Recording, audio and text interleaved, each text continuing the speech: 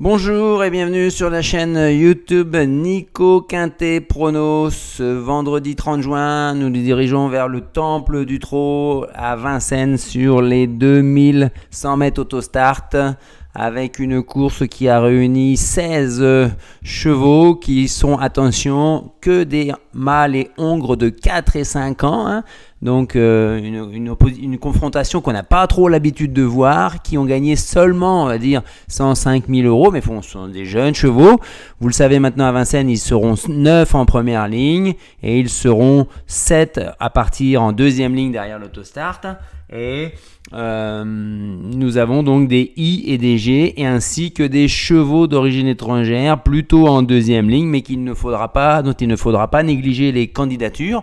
La configuration fait que on pourrait s'attendre à de grosses surprises, à de gros rapports, avec peut-être des favoris légèrement fragiles et qui pourraient être défaillants, et avec des chevaux par exemple étrangers qui arrivent à très très belle cote. Attention à vous, on élimine quand même le 10, le 15 et le 16. Attention, en ce moment on voit bien qu'il y a des gros outsiders qui figurent à l'arrivée, donc prudence, on est moins en réussite avec ces fantômes.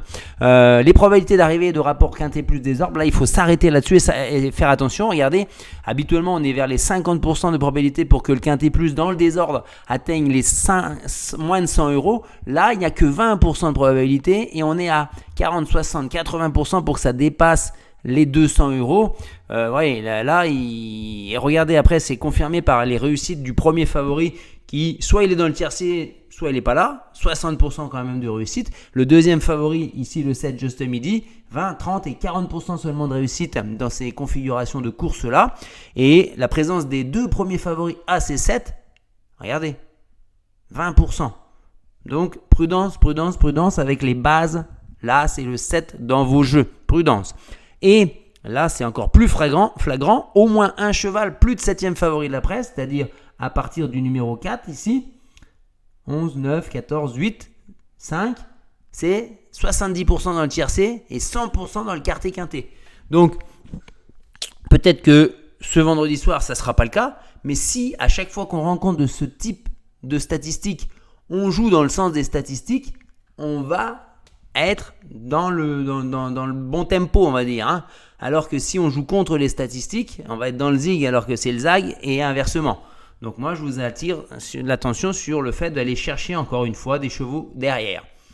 Mon jeu combiné, donc pour ce vendredi soir, je vais partir avec le numéro 6, Django Vici, le cheval de chez Antoine Ripoll-Rigaud, drivé par Benjamin Rochard, plaqué des antérieurs, déféré des postérieurs. Que dire ? Il avait fait un très bon automne 2022, il était bien en début de meeting d'hiver et puis ça a tourné moins bien, donc du coup il l'a mis au repos, il a fait un break de janvier à avril, et dans un quintet plus, pour sa rentrée ferrée, il fait 6e. Le 28 avril, puis il est placé de groupe 3 derrière des chevaux comme Joshua Tree, Jablonski, Jazibel. Dans Joshua Tree, je vous en ai parlé dans ma dernière vidéo puisque c'était dimanche à Vincennes quand j'étais à la journée des champions. C'est un futur crack. Donc les lignes sont très très bonnes, et malheureusement après derrière il a fortement déçu en étant fautif à Anguin. Là il va l'équiper d'un débouche-oreille pour la première fois. Il a un record de 12-9, il a un très bon numéro. Il peut s'imposer avec Benjamin Rochard. Donc Django Vici. Ensuite, on y va avec le numéro 2, Illico Debo.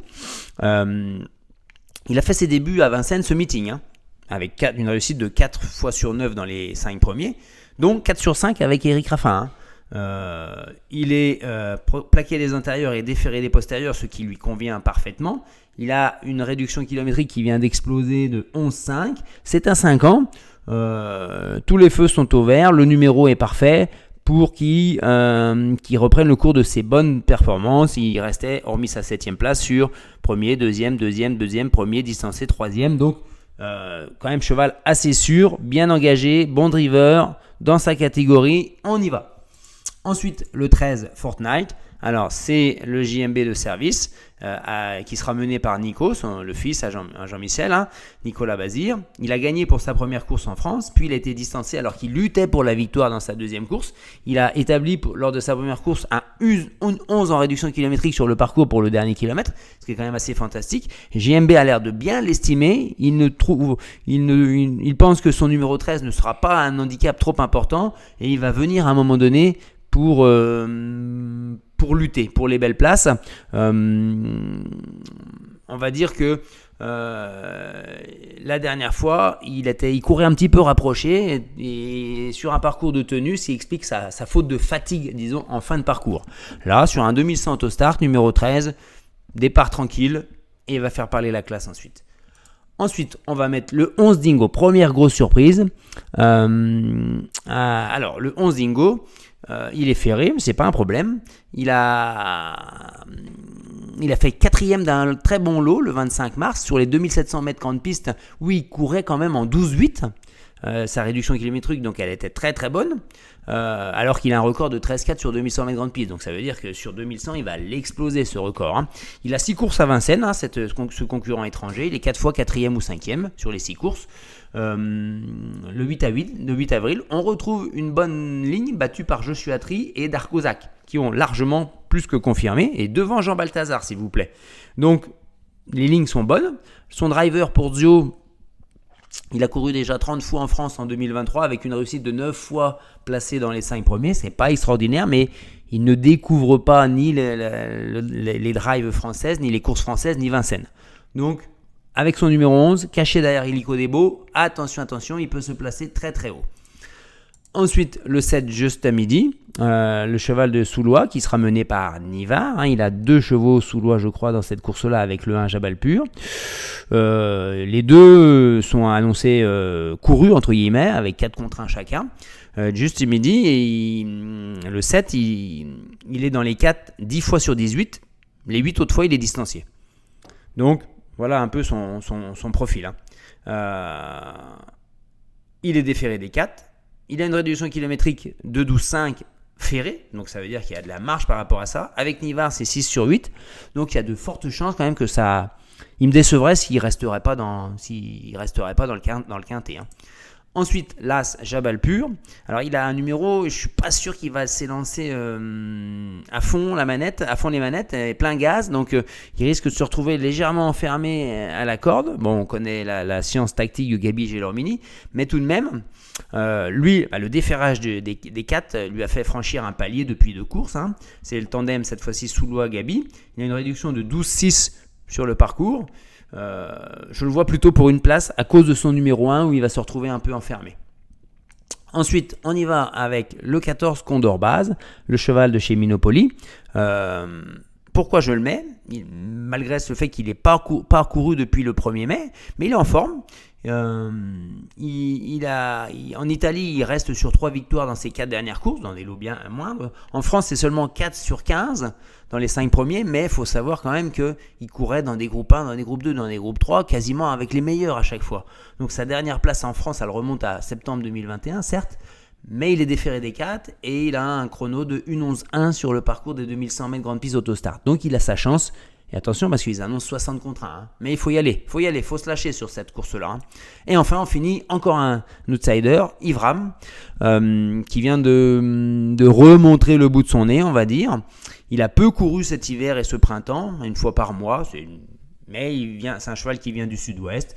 Il est à 4 sur 10 seulement corde à gauche, parce que le sud-ouest, on sait que la majorité des hippodromes sont corde à droite. Il a un record d'une 12,6. C'est un 5 ans, donc il a un peu plus d'expérience et je trouve que par rapport à des 4 ans, ça peut faire la différence des fois. Et ensuite, du coup, j'ai mis Alexandre Abrivard, notre Caridas, Alexandre Abrivard, avec le 12 Cralgido SM en regret parce que il le découvre, il se met 5e dans son pronostic. Alexandre Abrivard, il a fait 3 courses en France. La première 7e dans un look qui était beaucoup trop fort derrière It's a Dollar Maker, Heroes de la Noé. Et ensuite, il était distancé, nettement battu. Et il a pris une 4e place aussi seulement. Hein. Il rentre du mois de mai, il baisse de catégorie par rapport à ses 3 courses. Mais il a le numéro 12, un cheval qui est tendu, qui est peu maniable, qui a été éliminé, ce qui explique pourquoi il rentre. Bon, c'est pas un coup sûr non plus, donc je m'en suis passé, comme je me suis passé du 3, Jasmin Précieux, qui a été soigné pour maladie depuis sa dernière course du 17 mai, qui n'est pas encore au top selon son entraîneur, même s'il pense qu'il va faire sa course. Il vise une petite place, mais il a une bonne réduction de 12. Par contre, il est pour la première fois plaqué des intérieurs et déféré des postérieurs surtout. Voilà. Donc ça, c'est un jeu spéculatif avec un indice de confiance de 2 à 3 sur 5, pas plus. Hein. Ensuite, le béton, on va être avec Django Vici. Je le vois bien, peut-être pas en vain. J'aimerais bien qu'il gagne, hein, parce que c'est toujours plus facile de toucher l'ordre quand on a le vainqueur en tête de son pronostic. Hein. Mais indice de confiance 3 sur 5. Le copain, pour finir dans les 5 premiers, Illico Debo, s'il n'a pas d'incident de parcours, il devrait faire arriver une bonne base de 2 sur 4, on va dire. Le 11 Dingo, c'est vraiment un coup de poker. Hein. On va voir ce que ça donne. Hein. Il a pas couru. Si, c'est bon. Lui, il a des bonnes lignes. Hein. Et enfin, la déception, le 8 Cossis MP. Et la prochaine vidéo, on va l'enchaîner pour le Quintet Plus de samedi à Enghien. On s'abonne, on met un pouce bleu, on fait vivre la chaîne, on fait connaître la chaîne et on est en route vers les 10 000. Allez, à bientôt.